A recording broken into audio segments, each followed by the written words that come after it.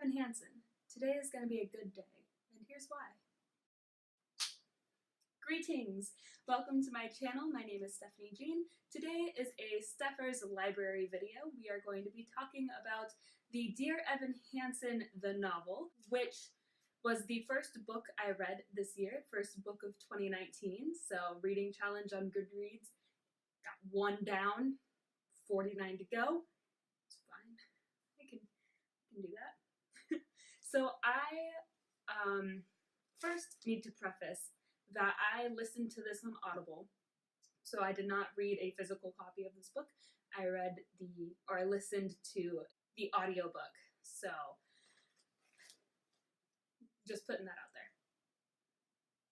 So this is as you could probably tell by the title, a book review. Dear Evan Hansen, the novel, was written by Val Emick with Stephen Levinson, Benj Pasek, and Justin Paul. Pasek and Paul and Levinson wrote the libretto for the musical. Now that's the other thing about this book. This is a musical to novel adaptation. It's a stage-to-page adaptation instead of the other way around, which makes me so hyped, because normally when you get a movie or a musical that was once a book, they have to take a lot of stuff out of the story just to keep it within a time frame that is acceptable for a movie or a play or a musical. So the fact that it was the other way around, they couldn't go wrong. All they did was add to it. So that was cool. I was so hyped. When I found out that this was a novel, I actually freaked out for a little bit because I needed it.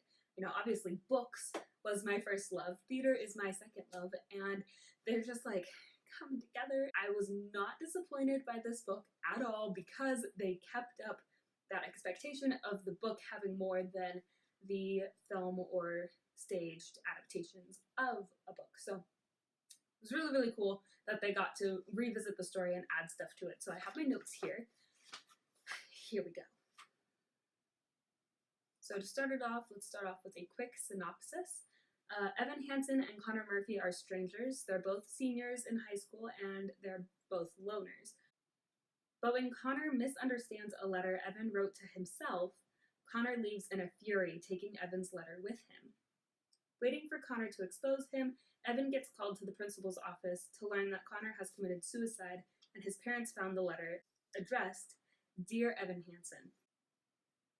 Afraid to tell the truth about the letter and wanting to ease the pain of the grief that Connor's parents are experiencing, Evan finds himself caught in a web of misunderstandings, and it escalates and escalates, and, you know, there are truths that need to be let out.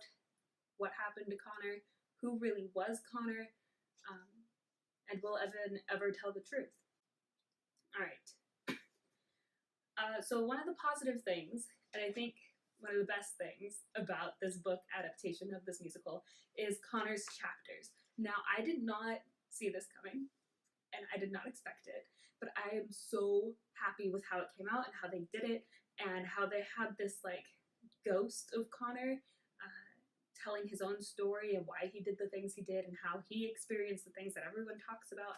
And I mean, it's just really I don't know, it was just, I remember when I was first listening to it, I was texting one of my best friends who's also obsessed with Dear Evan Hansen, and I was like, girl, I found this out, Connor's telling us this, and he's saying that, you need to read it. But having Connor's point of view in the aftermath was so interesting to me. Because in the musical, if you know the musical, Connor is there, but he's kind of like a figment of Evan's imagination. And whether or not he's there of his own accord and he agrees with Evan or Evan's making him up, we never really find out. And in the book, it makes it a little bit more clear that Evan is using Connor as a justification for his own actions. And you find out how Connor feels about different things, about how his family is doing and what his family is doing and what Evan's doing. Who even is this kid to Connor, right? Another really good thing about the audiobook versus having, say, a paperback or hardcover version, or even an ebook version, is that when Zoe would play guitar, there was strumming in the background of the narration. And there was even a vocalist singing when Zoe's character was singing on paper.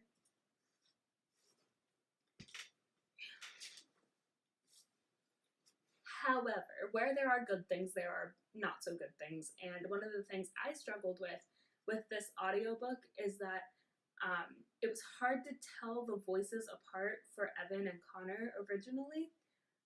By the way, Mike Fast, if that's how you say his name, I don't know how you say his name, whoever played Connor Murphy on the original Broadway production voices Connor's chapters in the book, which is so freaking cool, right? Like, you get to continue being the same character. That was awesome. Good job. But with the audiobook, you couldn't tell if it was an Evan chapter or a Connor chapter until a little bit into the story. And I understand that there are two different narrators, and maybe I should have been able to tell that they were different people immediately, that their voices were immediately different, but I don't have the best hearing. So to me, it sounded really similar, and it was kind of hard to differentiate at first. And then when I did figure it out, I'd have to go back and re-listen to those couple minutes or whatever and actually understand the context a little bit better. Another great thing about the book is that it had additional character work that the musical didn't have. So you got to know a little bit more about like Evan's family and why the dad left and what the dad's doing now, and a little bit more about Jared and, oh gosh, I forgot her name. Is it Alicia? Is her name Alicia? This is the problem I have reviewing audiobooks, is that I can't just like flip back to where it is that I had the note that I need to remember. And I didn't take notes while I was listening to it because I didn't think I was going to be reviewing it until after. So here we are.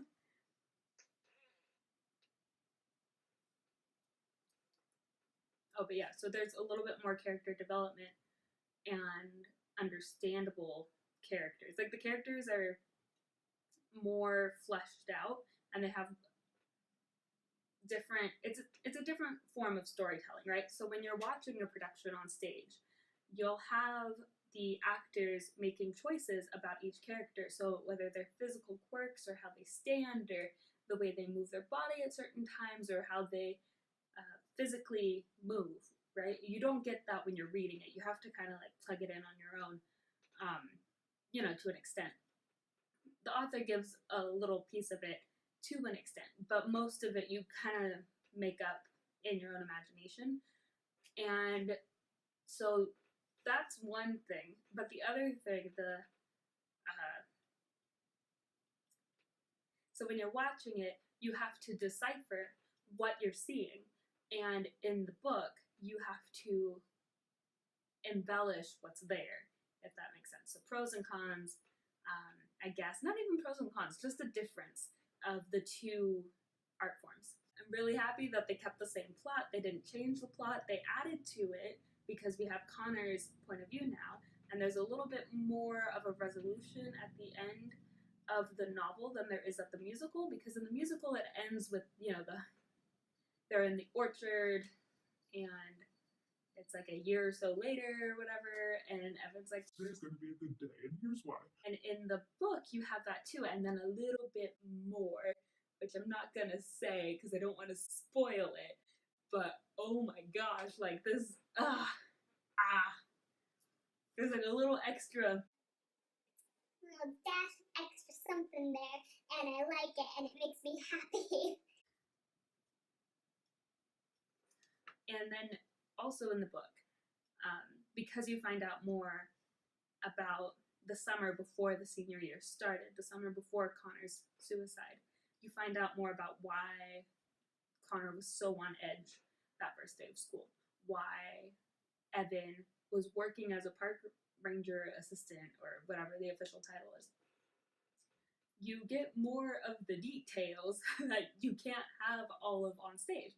So, you find out like the reason behind the summer job, what he did at the summer job, why he did what he did at the summer job, and then as you do in the musical and you do in the novel, find out why and how Evan broke his arm. It was just so powerful both times. Both times I've come to that point in the story, whether it was in the musical or in the book, it hits me a little bit. And then to couple that, we have Connor talking about his suicidal ideation, Ideation. his suicidal ideation in previous life experiences that Connor has had. And I just, Connor, if you had just talked to someone, I feel like Connor's parents had sent him to all these rehabs and these therapies and all these different things that they thought would work and that should have worked. But I feel like Connor didn't let them work. And I say this as someone who goes to therapy and someone who has had their own mental health struggles, that you can go to therapy, but if you don't want to get better, you won't. Because you'll go and you won't say anything, you won't open up, you won't communicate. And if you're not doing those things, then there's no way to move forward. You know, if you don't reach out a hand, no one can help pull you into the sun. However, with the audiobook, now I talked about how positives are getting more character development with some of the characters, but I feel like we really lost the character building of the two moms, because Evan's mom and Connor's mom have that song in the opening of the musical called Anybody Have a Map? And it's just such a good song because it shows like this duality of these two mothers who are completely different. You know, one's a working mom, single mom, going to school, and the other one's just a stay-at-home mom. Whatever. And it's just,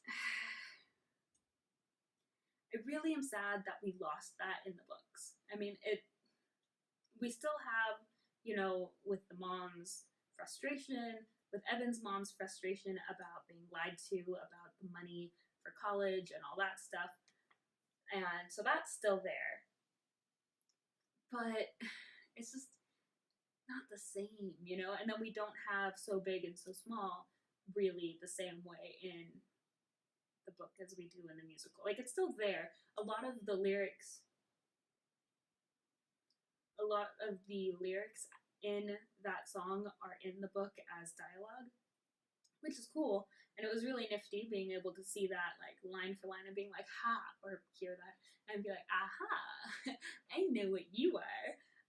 Especially with the scene where Evan, and I think his name is John, Connor's dad, are talking with the baseball glove and all that. That whole scene, the dialogue is almost a little bit of play here and there, but it's almost verbatim the song To Break in a Glove, which makes me really excited. And I was just wanting to sing it the whole time I was listening to it, but I was like, nah. Hello?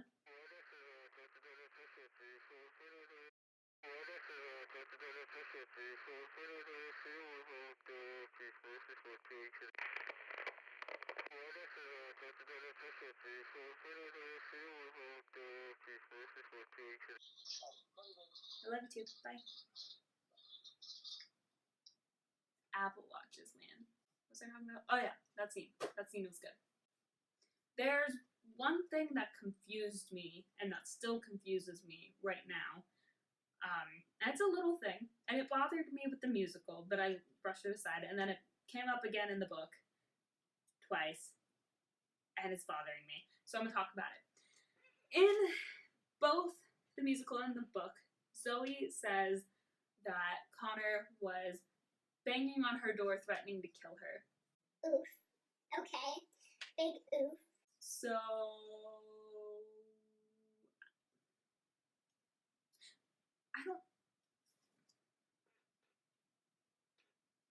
I don't really know how to feel about that. I mean, you'd think that if he was doing that, the parents would have him sent away more permanently. If he was a danger to their daughter, I don't understand. Whatever. I mean, at one point in the book, Zoe says that it's like Connor land that she grew up in Connor world or something, or a world revolving around Connor. And so I could understand why she would feel upset about them not doing anything and why they wouldn't do anything if they were paying more attention to him than her. But it's just, it always rubbed me the wrong way, and I didn't understand it then, and I don't understand it now. And then, to make it more confusing, okay, Connor, in one of his chapters, mentions that and says, that never happened. I didn't do that. I don't understand. Like, Zoe and I used to be close, and then we weren't, and I don't know what happened. And I was just kind of like, I don't get it. I don't understand. Did he do it or did he not do it? And if he didn't do it, why does she feel like he did do it? And why would he do it? And then there's one overarching thing that bothers me. So the one big thing that bothered me with the musical, and this is for sure spoilers in case you don't know, but the one thing that bothered me with the musical is that, one, you never find out why Connor commits suicide, which you find out in the book. And two, you never find out how he committed suicide, which you find out in the book. That's fine. Now, what bothers me with the book is because we have Connor's point of view, dead Connor shows absolutely no regret or remorse about committing suicide at all. Not once. He doesn't. Which is a little uncomfortable for me, because what is that saying? You know, I mean, here he is gone, and you're supposed to encourage people to not commit suicide because of the fact that it'll get better, because there's opportunity to get better, because there's ways to be stronger, because there's always another option. And instead, he's just kind of like, well, I'm dead. Yeah, my family's upset, but they're gonna be fine.